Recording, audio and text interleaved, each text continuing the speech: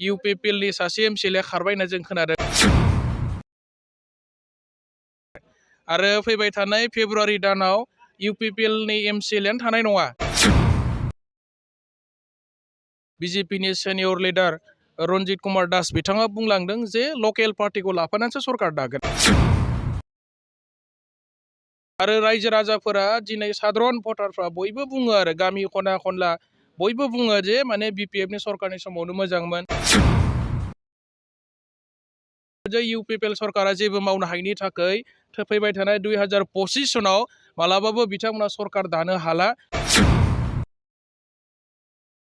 Confidence लस जाबाय बिथांमोना confidence लस जानायनि थाखाय इउपिपिएल दोलोखौ नागारनानै माने बिपिएफ दोलावनो फैनो थाखाय बयबो रेडि जानानै दङ। हाग्रामा सार लोगोसे हाग्रामा सारजों थानाय गोबां माने जोंनि दैदेनगिरिफ्रा बिपिएफ हान्जा हिसाबैनो जोंहा कन्फिडेन्सआ जोबोद माने हाई लेभेलनि आरोखि। इउपिपिएलआ दिनै लांदां जासिगोन आरो सानैल' मानसि थालांगोन इउपिपिएलआव। दिनै उदालगुरि डिस्ट्रिक्ट बिपिएफनि जोंना लाइमोन आफाद लोगोसे जोंनि महिला बिपिएफनि गोदान बडि दानाय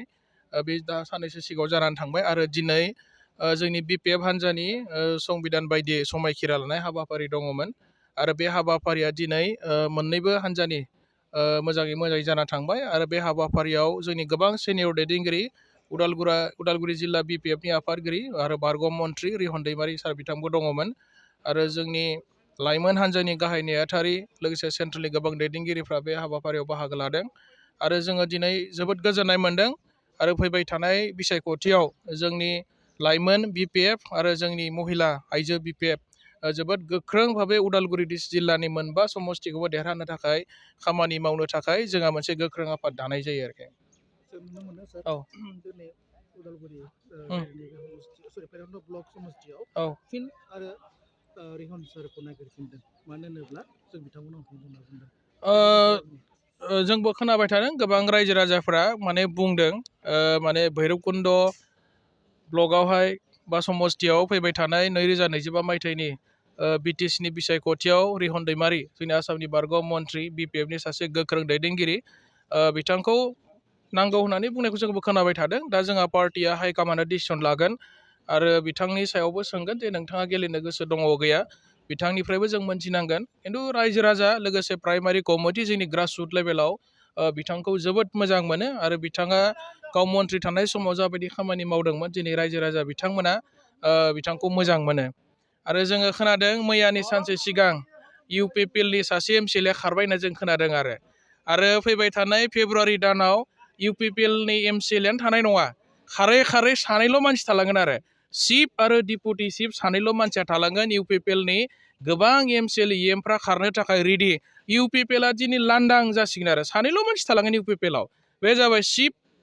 माने डिपुटि चिफ बिथांमोन सानैल' थालांगोन रायजो राजायाथ' गैखाला इउपिपिएलजों आरो लोगोसे एमसिएलए इएमफ्रा बयबो खारनो थाखाय रेडि आरो बिथांमोन मोनथिगौ जे इउपिपिएल सरकारा जेबो मावनो हायैनि थाखाय फैबाय थानाय 2025 सनाव मालाबाबो बिथांमोना सरकार दानो हाला कन्फिडेन्स लस जाबाय बिथांमोना कन्फिडेन्स लस जानायनि थाखाय इउपिपिएल दोलोखौ नागारनानै माने बिपिएफ दोलावनो फैनो थाखाय बयबो रेडि जानानै दङ आरोखि।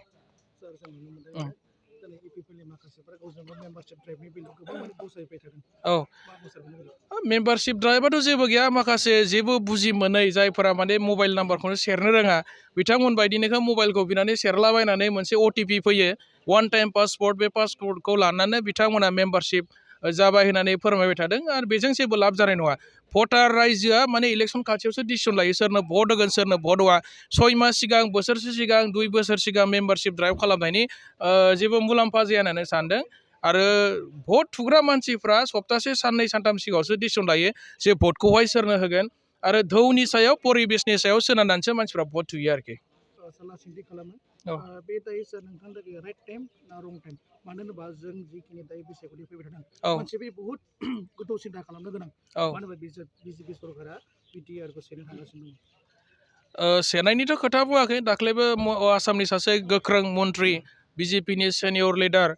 रन्जित कुमार दास बिथाङा बुंलांदों जे लकेल पार्टिखौ लाफानानैसो सरकार दागोन बिथांमोना सेनायनि कुनु माने खोथा बुङाखै चिफ आरो डिपुटि चिफखौहाय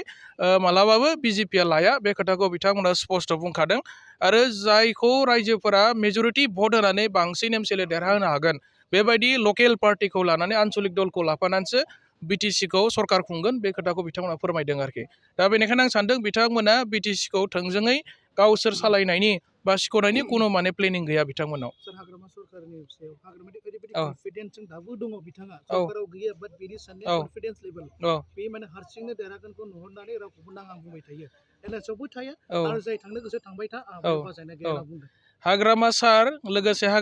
हाग्रामा सारजों थानाय गोबां माने जोंनि दैदेनगिरिफ्रा बिपिएम हान्जा हिसाबैनो जोंहा कनफिडेन्सआ जोबोद माने हाई लेभेलनि आरोखि मानोना जों मोनथिगौ जे जों हारसिङै गेलेनानै जोबोद बुरजा भट मोनबाय थायो आरो रायजो राजाफोरा दिनै साधारन भटारफ्रा बयबो बुङो आरो गामि खना खनला बयबो बुङो जे माने बिपिएफनि सरकारनि समावनो मोजांमोन बिपिएफनि खुंथाय समावनो जोंहा माने डेभेलपमेन्ट जादोंमोन जोंनि लामा दालां स्कुल कलेज गासिबो इनफ्रास्ट्राक्चार डेभेलपमेन्ट गासिबो बिपिएफनि समावनो जानाय नैबे प्रमद बर' बिथांनि इउपिपिएल सरकारनि 5 बोसोराव रायजो राजाफ्रा दिनै माने जेबो डेभेलपमेन्टनि मोखां नुनो मोनाखै आरो जायनि थाखाय गोजाम सरकारानो मोजांमोन बिपिएफआनो मोजांमोन बे खोथाखौ दिनै जोङो रायजो राजाफोरनि खुगायाव बुंनाय खोनायो आरो बिपिएफआ सरकाराव फैगोन 100% खाथां जानानै दङ बिथांमोना जाबायदि खोथा होदोंमोन आरो बेबायदि रायजोनि थाखाय जेबो मावनो हायाखै खोथा होनानैनो टाइमा जोबलांबाय आरोखि आरो बेसेबां खोथा होबावनो माखौ फोथायबावनो रायजोफ्रा खोथा होयैनो खोथायानो जोब्बाय इउपिपिएलआव माखौ खोथा होबावनो खोथा होनो गोनाङानो गैला दा बिथांमोना बेबायदि खोथा होयैनो रायजोफोरखौ गोदै गोदै राव बुंनानैनो 5 बोसोर समखौ बारलांबाय मावनो थाखाय जेबो खामानियानो गैला आरो मावनोबो समबो गैखाला दा बेनिखायनो बिसास खालामनाया रायजोफोरा बिथांमोननि सायाव जि बिसास दंमोन बियो दिनैनि तारिखाव जिर' जाफैबाय आरोखि आरो बिसास खालामनाय नंला रायजोफ्रा बिथांमोनखौ